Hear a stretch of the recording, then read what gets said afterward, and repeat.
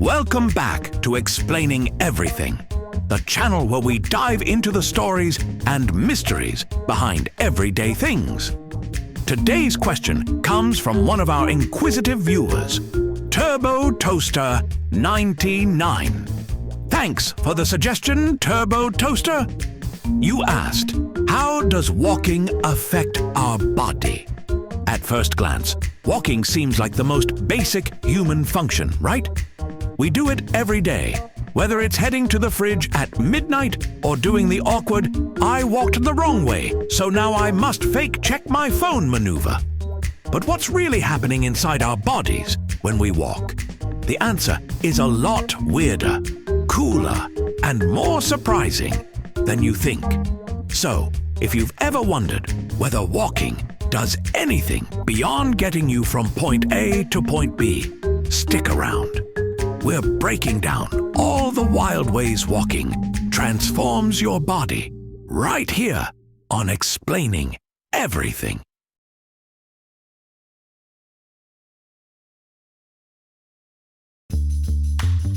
Walking might look simple, but inside your body, it's a choreographed masterpiece. Over 200 muscles get involved, making it one of the most coordinated things you do without even thinking about it. Which is ironic, because when you do think about walking, it suddenly feels unnatural. Your calves, thighs, and glutes, aka your butt, are working overtime to push you forward. Your core is secretly holding everything together like a stressed-out stage manager. And your arms?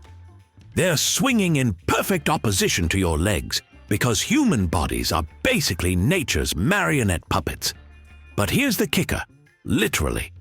Every step sends a shockwave up your body, forcing your bones to adapt and strengthen.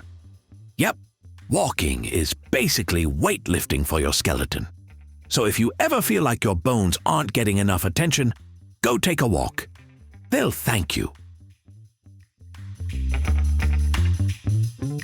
If your heart could talk, it would be screaming, "Yes, finally!"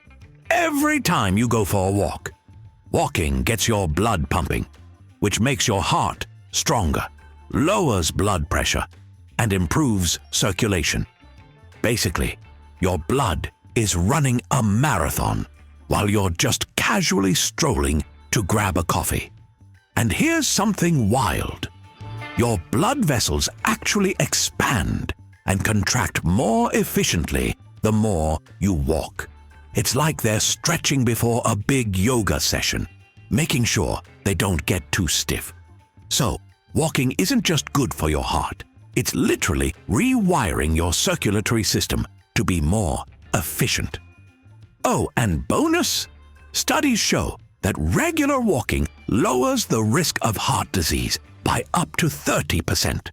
That's the equivalent of upgrading your heart from an old flip phone to the latest iPhone just by moving your legs.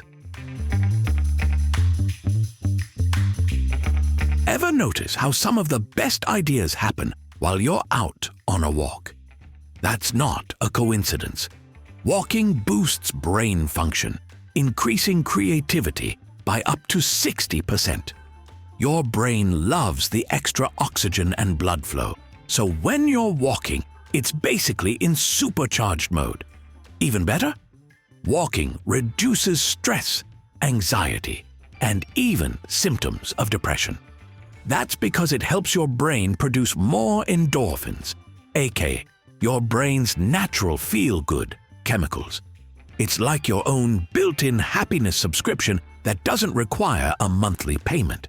So next time someone tells you to walk it off, they're actually onto something. Science says so. Ever hear people say, "My knees are too old for walking"? Well, plot twist. Walking actually helps your joints. The movement lubricates them with synovial fluid, which sounds gross but is basically WD-40 for your bones. It also strengthens the muscles around your joints, so they don't have to do all the work alone. In fact, walking regularly reduces arthritis pain and helps prevent joint stiffness. So ironically, the best way to stop feeling old while walking is to walk more. If you think walking isn't real exercise, your metabolism strongly disagrees. A brisk walk can burn anywhere from 100 to 300 calories per hour, depending on speed and terrain. And if you throw in some hills, oh boy, your legs are about to file a complaint. Walking also helps regulate blood sugar levels, making it a power move for preventing diabetes. In fact, even just 10 minutes of walking after a meal can significantly lower blood sugar spikes. So yes, technically, walking can help you recover from that extra-large burrito. If you struggle to sleep, guess what? Walking helps with that too.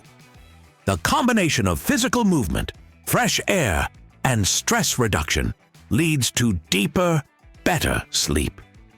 Your body loves the balance between movement and rest. So the more you move during the day, the better your brain lets you crash at night. Think of it as nature's sleep aid, except instead of melatonin, it's just walking. Let's recap. Walking makes your muscles stronger, your bones denser, your heart healthier, your brain sharper, your joints happier, your metabolism faster, and your sleep better. And all you have to do is move your legs. Honestly, if walking were a pill, people would be paying insane amounts for it. But nope, it's free, available anywhere, and requires zero special equipment, unless you count shoes, which I guess are kinda important. So, if you ever feel like life is too chaotic, your brain is fried, or your body is stiff, just go for a walk. It won't just help, it'll actually change you. And on that note, I'm going for a walk now. If you learned something new about the inner workings of our body, don't forget to leave a like, subscribe, and maybe walk every now and then while you're at it. Also, if you have suggestions for our next video, feel free to share them in the comments below. We'll be sure to give you an acknowledgement for your contribution. Thank you for tuning in, and join us next time here in the channel that answers all the why, what, who, where, and how questions you've always wondered about, here on Explaining Everything.